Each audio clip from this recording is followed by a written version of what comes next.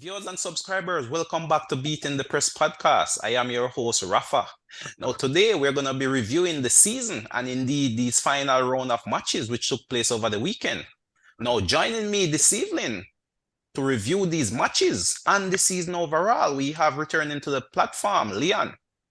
Nice to be back, viewers and subscribers. We also have special guests joining us here, Steve Cole. Good night, viewers and subscribers. Yes, sir, gents. The season is now at its end, and we see the winners, we see the losers, we see those who have been relegated. Leon, talk to us. How was it a season for you? And how did you see this relegation fight on the final day? I mean, the season was full of surprises. I think those who got relegated was far from expected at the beginning of the season, especially Leicester City. And for the season overall, I think a lot of teams come good. Arsenal was a big surprise for me. I think City was expected to win, but Arsenal put up a decent fight, in my opinion. Very unpredictable Arsenal, big. Yeah, many could say they battled it, you know? I I mean they did bottle it, but they still did far better than what we're used to. So I'll still give them props to Arsenal. Ah, yes, Arsenal, the talking that you could say the most popular team of the season, spending almost half the year at the top of the league, yet to end up finishing second. But I'll bring you in at this point, Sir Steve. What say you? How did you see the season? And I mean, give us your overall take. Well, every season has its own surprises. Just that we would have forgotten those in the distant past. Going over a little prediction I had at the start of the season, I would never have predicted Leicester to have been among the teams to drop. But such is football, such is the sport, and it was a season of its ups and downs.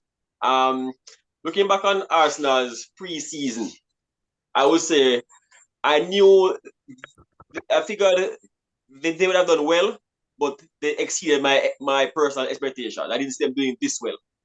Even though even though they didn't win, I think they gave it a commendable performance. Yeah, I think many would share your sentiments, especially the Arsenal fans, as a way of soothing the wound of pretty much letting it slip.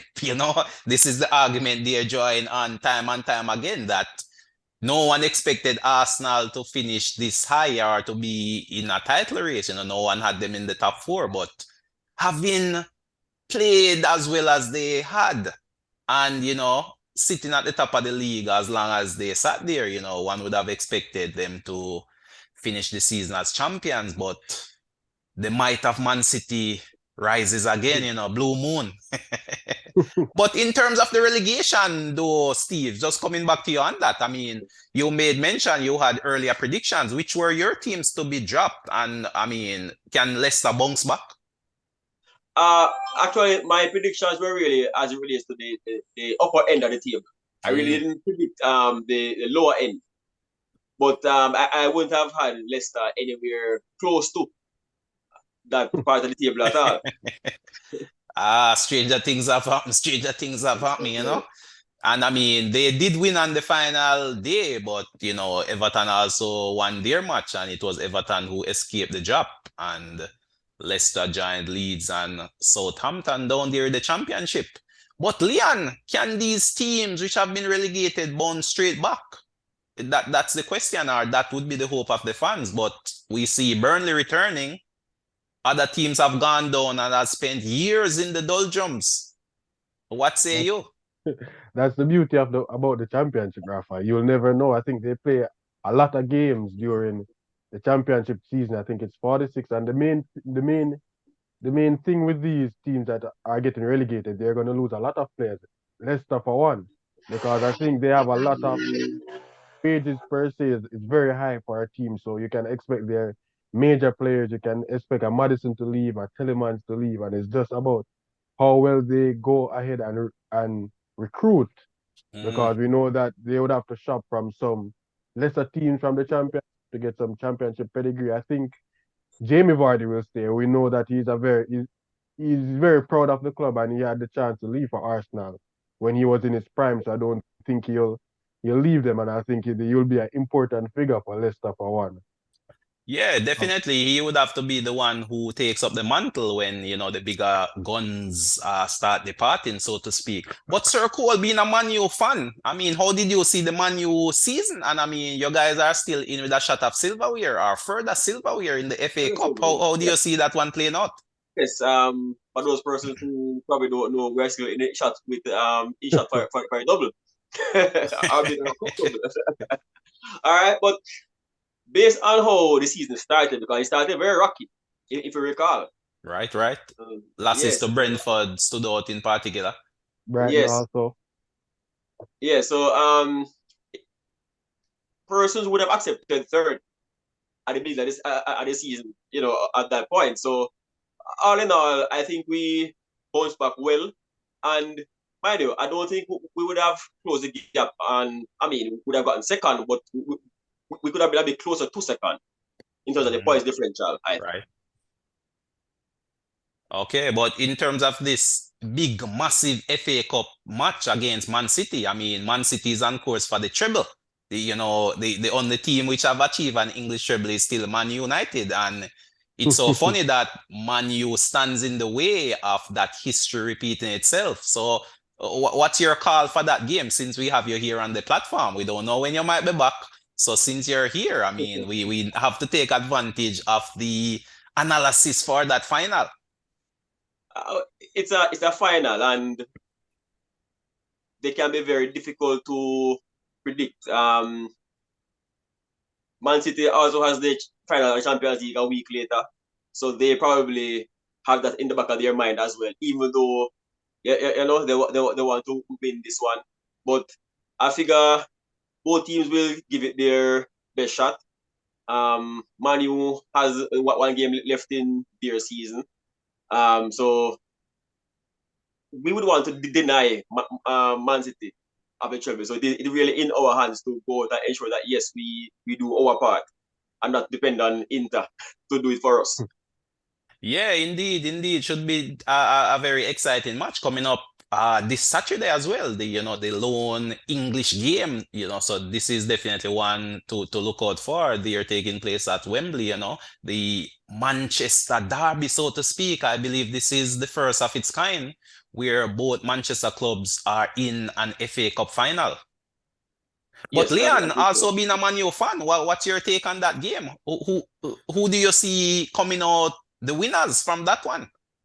First, I'll give my take on the season first. I think Sir Cole was talking about third. I think if I would before the season I would take like probably fifth or sixth based on the season that we had before, and especially at the start and all the problems that Ten Hag had to face coming into the season. I think he did a wonderful job. I think some of our signings were up to par. Some still has a lot to go, but I think based on the season, I think we had an exceptional season. Already have a trophy.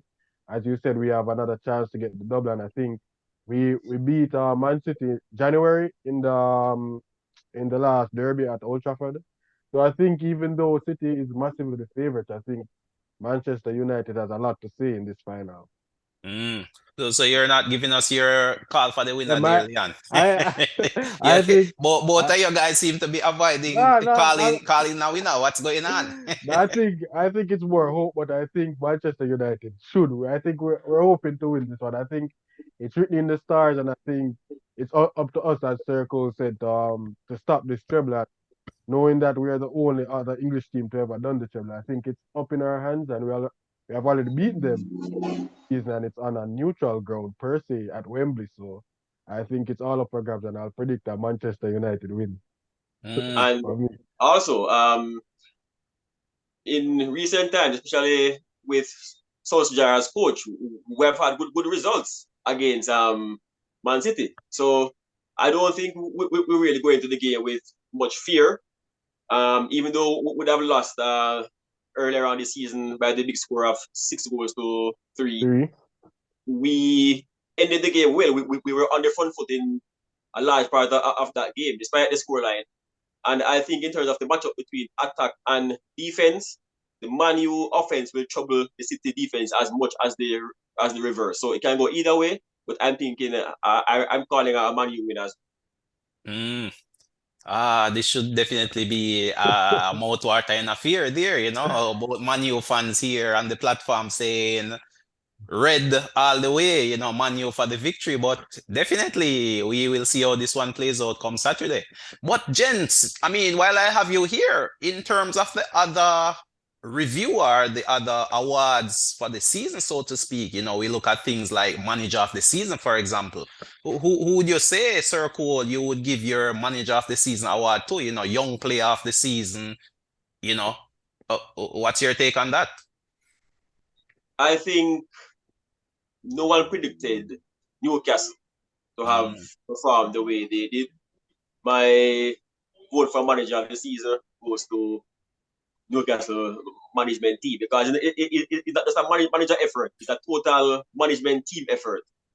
So I go with Newcastle in that regard. Newcastle in that regard. Leon, what says you? I mean, I would say from my perspective, it's hard to overlook a man like Pep. I mean, on course for the treble, how do you not give a man like Pep, the manager of the season award, again, coming from behind to take the league by storm? But what says you, Leon? Who would be your manager of the season?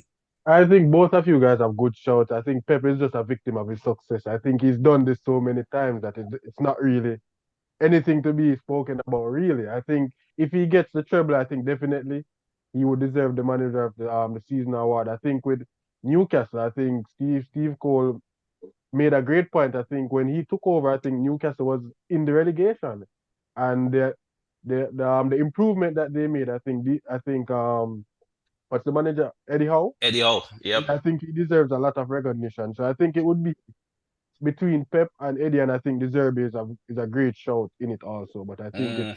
between Pep and Eddie Howe.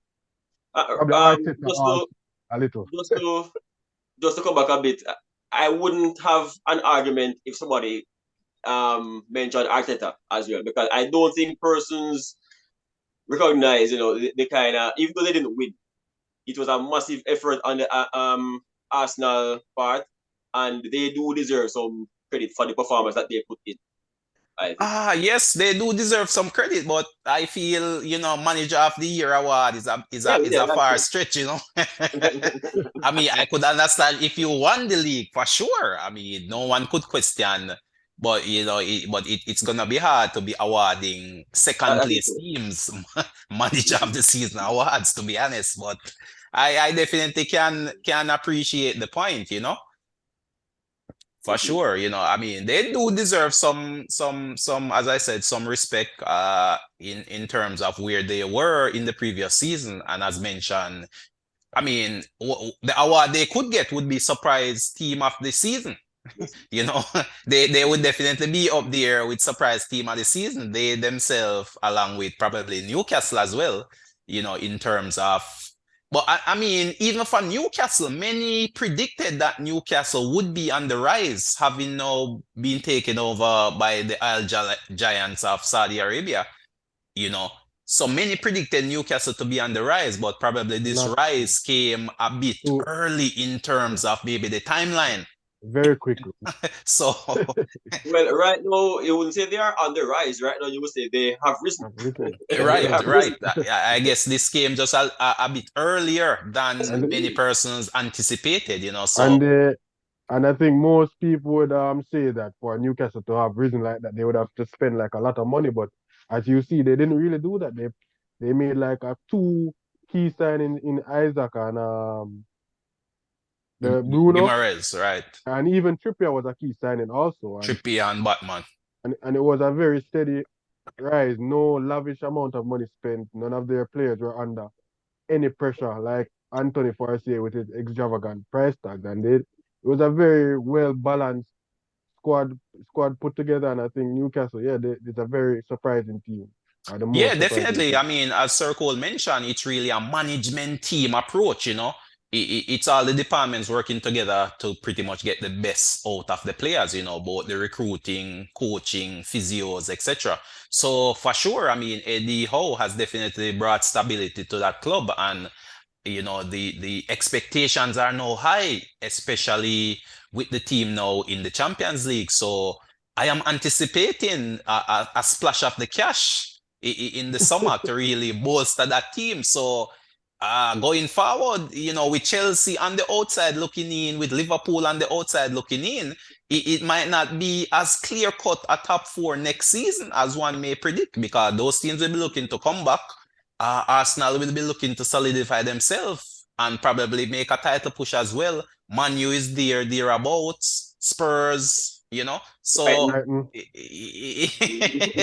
this thing is becoming. I mean, I don't Top know. The end. only standout team I would say at this point is still City.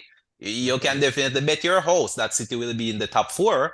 And, chances are they may very well win it again. But the other teams, everything else is up for grabs. And I think City was kind of in a transition season this year. So even Haaland would be more cemented in the style of play next year. And it would be just as City is a well-oiled machine, as you would say. It seems like the only thing that can really stop City right now is Pep deciding to call it a day. Yeah. I mean, yeah, it's a well-oiled machine, and you don't see a stop for them in sight. As I said, right now the only thing to stop them is City themselves, to be honest. I When you think consider as well that City would have disposed of Cancelo Right, and Sterling, Sterling, and it's like the worth of a miss. So I even Aguero. Remember Aguero and Jesus as well. as well. Zinchenko. I Zinchenko bet as yeah, I, I they do have their business well aligned, and regardless of who is there, they will get the job done. Right, and that is the model which Newcastle seem to be adapting. In that, I mean, these players we have called out, it's not as if these players were players which broke the bank. These were players in similar price brackets as other signings as well. But it's really how the management team have really brought these players together and, under the tutelage of Pep, and how they are playing as a unit. I Because these players we are mentioning, they're in similar price brackets as others that other teams have brought in. But it's just the way they have been put together and, the playing I'm style they're using. I think with the price tag, I think when they were bought, I think they were bank breaking bought. Because remember when City acquired Raheem Sterling from Liverpool, it was a lot of money. And even when City acquired Cancelo from Juventus, it was Danilo plus a 60 million swap deal. If I'm not sure about the format, but I think Cancelo price was 60 million. That was unheard of at that point Mm. for a fullback. So I think with Pep strategy goes, I think once you're not in his plans or once you don't want to be there, he doesn't keep you back because of Pep pull. I think he'll get anybody you want. Plus, we know that Man City has a lot of money. So once you're Mm. not on the ship per se, he'll throw you off and you'll just make it work as the strategy sees. Yeah, and speaking of Cancelo, we see him picking up a winner's medal for Bayern Both. as well as for City. Has that ever occurred before? I mean, I, where a player picks up two winners' medal for two different teams in the same season. not to I my can't knowledge, recall but that at all. Yeah, that's definitely one to do some research on. But A in triple terms of, question to yeah, the line. yeah, definitely. I can't really think of anyone in recent time which has really picked up winners medal in two different leagues for two different teams in the same season. And this is the feat that Cancelo has accomplished. He went to Bayern won on the final day to Dortmund, and of course he picked up a medal with City as well, having acquired the number of appearances. So yeah, some research may be needed to see if there has been anyone that has managed this feat. But gents, in terms of player of the season, give me your take on that. Who would you say is your player of the season just now, for this season just gone? for me, I think there's nobody but that number 9 at Man City. He just came in the league and 36 goals. I think it's unheard of, and I just think even though he didn't play spectacularly well this season, and to end up on 36 goals, I think that's a massive testament to his ability, and it's only gonna get scarier because he will develop into a more polished footballer because he's a young player as well, and I think he's the first player to ever get the both the the player of the season and the young player of the season award in the Premier League history. So And I top goal think scorer as well. and top goal scorer. So I think the player of the The season, treble, so to speak. the player of the season for me is obviously Haaland. I think notable like people close to him, I think it would be probably like Kane. I think he did well to get 30 goals in this Spurs team. I think Saka played well. I think Odegaard played well for I think De Bruyne showed up when he had to. Silva, I think, but I think the notable standout is Haaland. Is Haaland. What say you though, Sir Cole? Do you have a differential pick, so to speak? No, not for this one. It's really hard to go around the numbers as I always say. Mind you, on one side we see the number of goals that he scored. I believe if you should check the big chances missed, Rasta as well. He occupies one of the top slots there, but no one puts give much thought to the ones you miss. They work out the ones you score. Those are the ones that matter more. That persons recall more. Indeed, a wise man always say it's not a matter of how many you miss, it's how many you score. Only a score. I guess so. So I believe as well it is first is to have adapted so quickly. His performances at times were breathtaking. So yeah, I go with Haaland as well.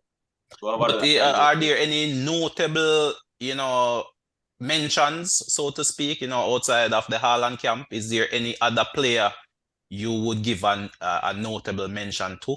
So, Yeah, as Leah mentioned, Kane, mm, Spurs with an underwhelming performance this season, and to have um gotten the number of goals he did. I think he did well, factoring in as well some World Cup fatigue, and seeing that he's carrying the entire mantle of Spurs on his shoulders. Um, he's the next person I think that shouted. yeah, definitely. Kane had a really tremendous season as well. As you say, bringing that Spurs team along. Imagine Spurs without the goals of a Kane, they'll probably be in the relegation zone as well. Take Kane out of that team, you're not sure where Spurs will finish. But with Kane in that team. But speaking of Kane, I mean, for the last number of years now, people have been saying, hey, you need to leave Spurs and go win some titles. What's your take But on that? Do you believe Kane will be able to win titles with Spurs, or it has reached the point now where he needs to seek his fortunes elsewhere? Having, he's now 29, you could say he's at the peak of his powers right now, just on top of that hill. And, it's hard to see him elevating his game any further. So he might very well be on the way down come the next few years. But is it time for him to leave Spurs? All right, if I be the first to comment on it, well, personally, I think he should have left already. Mm, He should never have stayed this long, because once you touch 30, most times your price tag will now be on the down. Mind you, his numbers are still high, but you know it does take a bit of the money that they can actually attract for a player of that age. So I say yes, if he can still go, then go. But personally, he should have left already. So what would be a prime destination at this point? Manu should Manu I'll, come into the conversation at I, this I, juncture? I'll say to Kane that we have a ball genius there on the red side of Manchester that has a number 9 slot waiting for Kane to fill. And I think Levy is looking for 100 mil, and I think Spurs is going to a rebuild. I don't think Kane would want to stay around there because if he didn't win a trophy with that Spurs team in their prime, I don't think it would be extremely difficult right now. And I think Manchester United is on the up, and I think he'd want for Kane himself. I think he wants to break that Premier League record that Alan Shearer has. So I think he'll be looking to stay in the Premier League more than going overboard. And I think once he stays in the Premier League, that narrows down the slot of which club he's going to. I think Liverpool will be out of it since they signed Darwin Núñez last year. And I think Man City having Haaland is out of it also. So it's between a Champions League club. So it either be between Newcastle and Manchester United right now based on where Kane would see himself because I think he'd want to compete in Champions League. And I think Manchester United probably would be the right slot for him now. And based on sports science, now I think you see strikers 35 performing to the peak of their abilities also. So I think Manchester United could get a couple of years out of him well in that number 9 slot. Uh, yes, indeed. He seems like the perfect fit for a team like Manu, to be honest, with Manu really lacking a consistent number nine of late. And, Manu has the creators in the midfield there, so they only need a finisher to be putting the ball in the back of the net. So yeah, I mean that English link up with, that Kane Rashford 1-2 punch should Hey, should definitely send some chills down the back of defenders and if it uh, was to happen. and Kane likes to drop deep, and we know that Rashford is a willing runner. We know that Bruno Fernandes is also a willing runner, and I think he performs best when he runs past the number 9. So I think it's all setting up perfectly there for Rashford, for Kane also. So I think he should just follow his mind and just switch over to that red side of Manchester. Yes, the thing is, will Manu pull the trigger? We've seen Manu being rather hesitant in the transfer market, of late. So the question also is, are they in a position to pull the trigger on that deal? And And will there's a Kane pending sign, case. or will the transfer fee be enough to prize him away from Spurs? But definitely an interesting take there, and it would definitely make the competition of the top a bit more stickier. You know, everyone's pushing. Each year it seems as if the EPL becomes more competitive. Even in the middle of the pack, and down there in the relegation zone, teams are just looking to improve in whatever capacity they can. But the season goes on, and I mean, it was a very interesting season. Lots of thrills, lots of spills. But the final one I'll put to you guys in terms of result of the season, in terms of a match. Which would you say would have been your most enjoyable result this season, or any standout results in your mind? For me, Um, okay, you can go. all right. Personally, for a long time, Arsenal went unbeaten, and then they lost one game to Manu.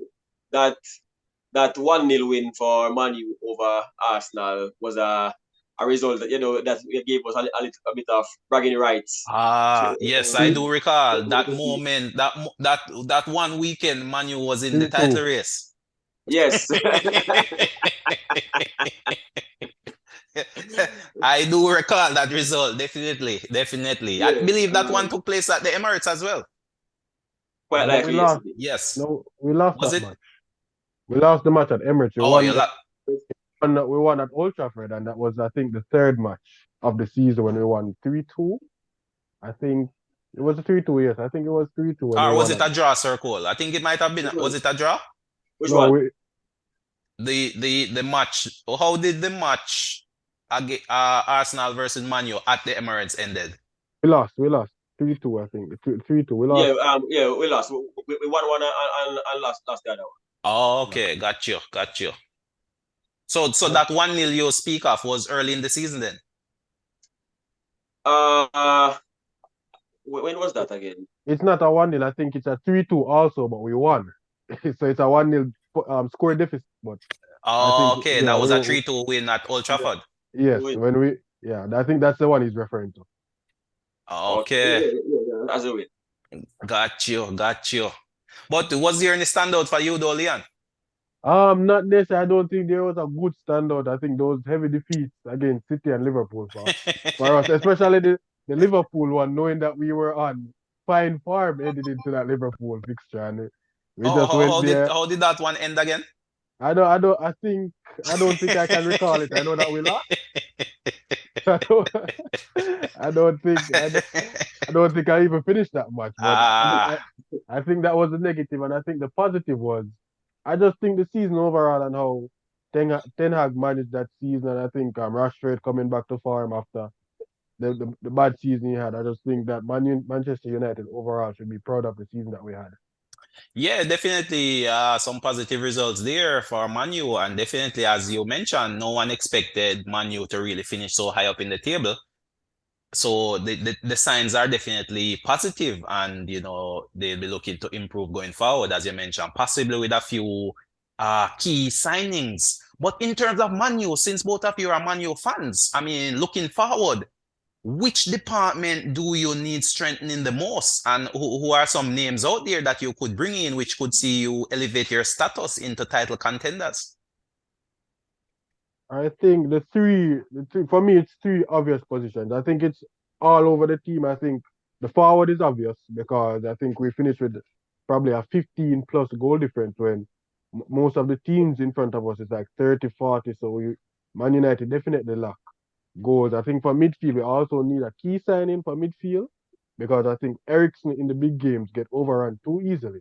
So I think we would like another eight to play with Casemiro in the pivot, and I think we definitely need a goalkeeper. It's not pressing, but we need a goalkeeper that is able to play out from the back and is more comfortable in sweeping because Ten Hag likes to play with a high line and a pressing team. So I think a keeper that is good with the ball at his feet and able to sweep is Mm.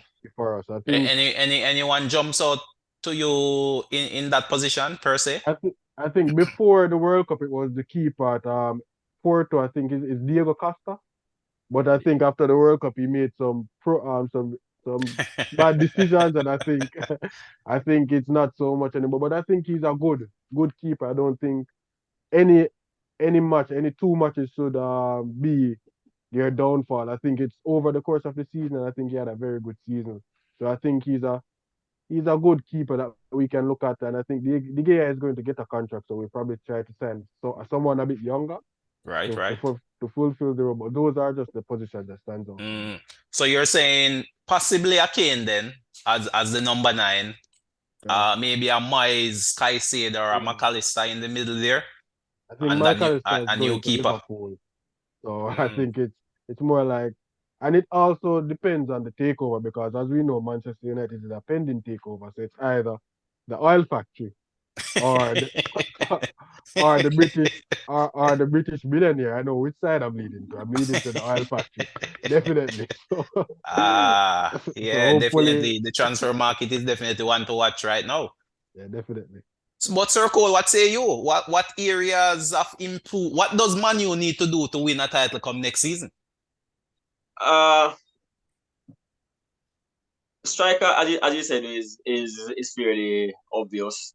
Um, I still think that in defense, particularly on the left side, we can do a bit better, and a good backup for De Gea in goal. Mind you, um, I think Bruno as well, if you can get a good coverage for him for that attacking midfield, central midfield position, I think we can do some strengthening there. But overall, I don't really want for great overhauls. I more believe it's a matter of getting the players that you have to do the job that you want them to do. Mm. And we have seen managers come in and do great works with the players that represent there. We have bought players to replace those we think were not good. So if we lose faith in the players that we brought in, then there would have been a flaw somewhere in the process to have brought in those players in the first place. So we can show a bit more faith, but in terms of naming some positions, those are the ones that I think we So what can. what what what about in the heart of the defense there with Magra? Is there a future for Magra at Man U? But he's Or not his starting future now, is, pa. yeah, He's not or right. his future is on the bench. What, this is He's an four. England international. I mean, He's four. what? He's fourth choice at the moment because, as you saw, when Martinez got injured, Lindelof became that Mm. starting centre back. So I Or think, even Shaw. yeah, Shaw coming from left back was playing over left-sided him. centre back. So I think for his sake, he should be looking for a way out because he's the captain for the England team and he's a starting centre back. So I think for him, I think Southgate has already shown him a lot of faith for him not playing. So I think he should be looking for somewhere else to play. Definitely. But gents, we're coming to the end of the podcast. I'll just give you your final take on, the season overall and if there's anything interesting you'd like to add. So, Sir Cole, what's your final take on, the EPL season, the winners, the losers, those relegated, Champions League positions, etc. Well, I think it's really sad to see Leicester go, especially their win a few years ago. It Yeah, really they're paid the second team to win the league and be relegated. I and be believe relegated. Blackburn did it some years ago as well in the early 1990s. Yes, in terms of sentiments, persons would have preferred Leicester to remain in the league, but football is not run on the sentiments. It's basically run on the results. Um, it was a good season. We look forward to the next one. It will now pass over to a fairly dull few months of no football to look forward to, especially after the Champions League. And we Yeah, can wait the again. Gold Cup is next on the agenda. Yes, that is so. Leon, what says you? What's your final take? I think the winner of the season is definitely Manchester City. I think they did the three-peat this year. The only Manchester United have done that, so I think that's a huge milestone for them. And I think the losers is obviously Chelsea. I think after spending that lump sum of cash to finish in 10th place, no European football. I think that's a massive underachievement for them. I think they'd have to do a fire sale this this Yeah, summer. yeah, a massive Then job to really bounce back there for and Pochettino as well. I and believe this week, he was appointed officially as the Chelsea new manager. He has a massive job on his hands right there. yeah, he has a massive job on his hand. And as Lampard said, it's not his problem anymore. So so we should see how Pochettino deals with that. And that's just my take for the season. It was a good season, ups and downs, but that's the beauty of football. Yes, indeed. Another wonderful EPL season has come to an end. Viewers and subscribers, I'd just like to thank you again for tuning in to us here at Beating the Press podcast. I'd just like to extend my thanks to Sir Cole, who is coming on the platform for the first time. I hope you will be able to join us again in the future. Yes, I'm looking forward to be a part of the team, but before often. Ah, indeed. Leon, as usual, we just like to thank you as well for coming on and sharing your thoughts and your opinions. You know, just gonna continue to encourage our viewers and subscribers to continue to share the platform, help us to grow. And of course, feel free to like and comment. But until next time, this is Rafa signing off.